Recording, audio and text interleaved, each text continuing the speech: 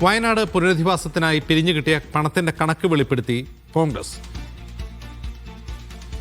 5,38,00,000 രൂപയാണ് കിട്ടിയതെന്ന് KPCC അധ്യക്ഷൻ സണ്ണി ജോസഫ് പറഞ്ഞു. യൂത്ത് കോൺഗ്രസ് 1,05,00,000 രൂപ നൽകി. 2 ഘട്ടമായി ഭൂമി ഏറ്റെടുക്കാൻ 6,18,00,000 രൂപ ചെലവായി.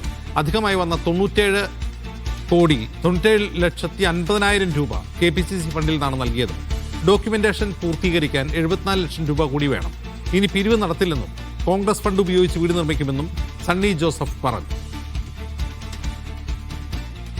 പാർട്ടി എന്ന നിലയിൽ കോൺഗ്രസ് പാർട്ടി മുന്നോട്ടെടുത്ത ഭവന നിർമ്മാണത്തിന് വേണ്ടി ഞങ്ങൾക്ക് ആകെ ലഭിച്ചിട്ടുള്ളത് അക്കൗണ്ട് വഴി. ഒരു ജോയിന്റ് അക്കൗണ്ടാണ്. KPCC പ്രസിഡന്റിന്റെയും പ്രതിപക്ഷ നേതാവിന്റെയും ജോയിന്റ് അക്കൗണ്ടിലാണ് പൈസ. കെ സുധാകരൻ KPCC പ്രസിഡന്റ് ആയിരുന്നപ്പോൾ അദ്ദേഹം പ്രതിപക്ഷ നേതാവ് VD സതീശനുമായിരുന്നു അക്കൗണ്ട് ഹാൻഡിൽ ചെയ്തത്. ഇപ്പം ഞാനും പ്രതിപക്ഷ നേതാവും ആണ് അക്കൗണ്ട് ഹാൻഡിൽ ചെയ്യുന്നത്. ആ അക്കൗണ്ടിൽ ഞാൻ കേരളത്തിലെ ജനങ്ങളോട്, മലയാളികളോട് പറയുന്നു, ആകെ ഇതുവരെ ലഭിച്ചത് 5,38,21,632 രൂപയാണ്. ആ അക്കൗണ്ടിൽ ആകെ ലഭിച്ചത് 5,38,21,632 കോടി രൂപയാണ്. 3 ഏക്കർ 24.5 സെന്റ് ഭൂമി KPCC പ്രസിഡന്റ് എന്നുള്ള നിലയിൽ എൻ്റെ പേരിൽ 3,68,36,382 രൂപ മുടക്കി 3 ഏക്കർ 24.5 സെന്റ് സ്ഥലം 3,68,36,388 രൂപ ചെലവിൽ ആ സ്ഥലം വാങ്ങി.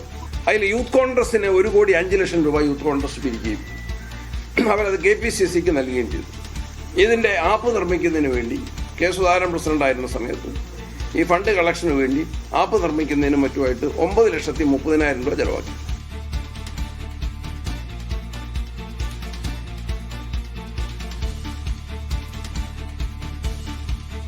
ബിജീഷ് ഗോവിന്ദനും MK ഷുക്കൂറും വിവരങ്ങളുമായി ചേരുന്നു. ആദ്യം ബിജീഷിലേക്ക്. ബിജീഷ്, എങ്ങനെയാണ് KPCC അധ്യക്ഷൻ ഇത് വിശദീകരിച്ചത്?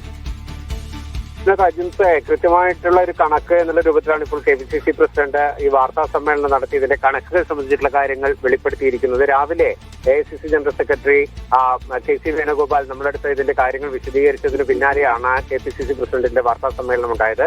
അതിനകത്ത് അദ്ദേഹം പറഞ്ഞിരിക്കുന്ന പ്രധാനപ്പെട്ട കാര്യം 5,38,628 രൂപ ആണ് ആകെ ആപ്പ് വഴി പിരിച്ചു കിട്ടിയത്.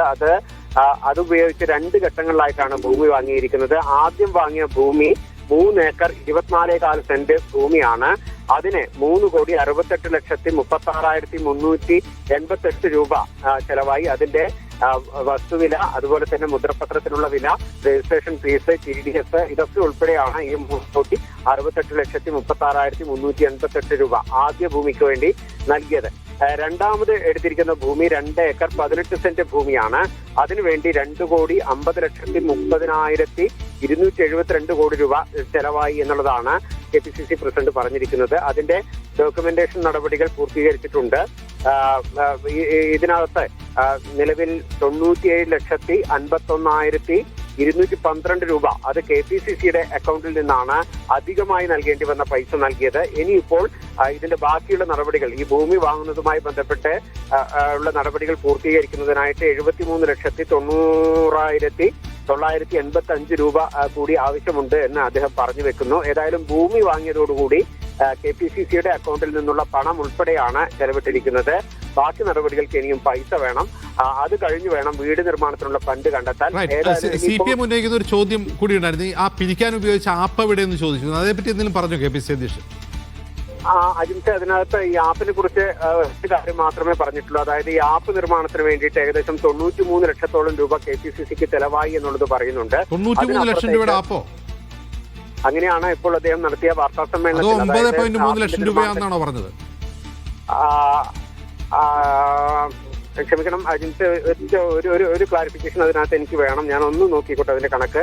അതായത് ആപ്പ് നിർമ്മാണത്തിനായി 9,30,000 രൂപ എന്നാണ് പറഞ്ഞിരിക്കുന്നത്. 9,30,000 രൂപ അതാണ് ആപ്പ് നിർമ്മാണത്തിനായി കൊടുത്തിരിക്കുന്നത് എന്നുള്ളത് തന്നെയാണ് KPCC പ്രസിഡന്റ് പറഞ്ഞിരിക്കുന്നത്. അതുമാത്രമാണ് ഈ ആപ്പിനെ കുറിച്ചുള്ള കാര്യങ്ങളിൽ അദ്ദേഹം പറഞ്ഞിരിക്കുന്നത്. മറ്റ് 2 അതായത് 2 അക്കൗണ്ട് KPCC പ്രസിഡന്റിന്റെയും അതുപോലെ തന്നെ പ്രതിപക്ഷ നേതാവിന്റെയും ജോയിന്റ് അക്കൗണ്ടിലായിട്ടാണ് ഈ പണം വന്നത്. ആ പണത്തിന്റെ കണക്കാണ് ആദ്യം പറഞ്ഞ 5,38,21,632 രൂപ. അതിൽ നിന്നുള്ള പണത്തിന് പുറമെ KPCCയുടെ ഫണ്ട് കൂടി എടുത്തുകൊണ്ടാണ് ഭൂമി വാങ്ങിയിരിക്കുന്നത് എന്നുള്ള കാര്യമാണ് KPCC പ്രസിഡന്റ് വാർത്താ സമ്മേളനത്തിൽ വ്യക്തമാക്കിയിരിക്കുന്നത്. ശരി.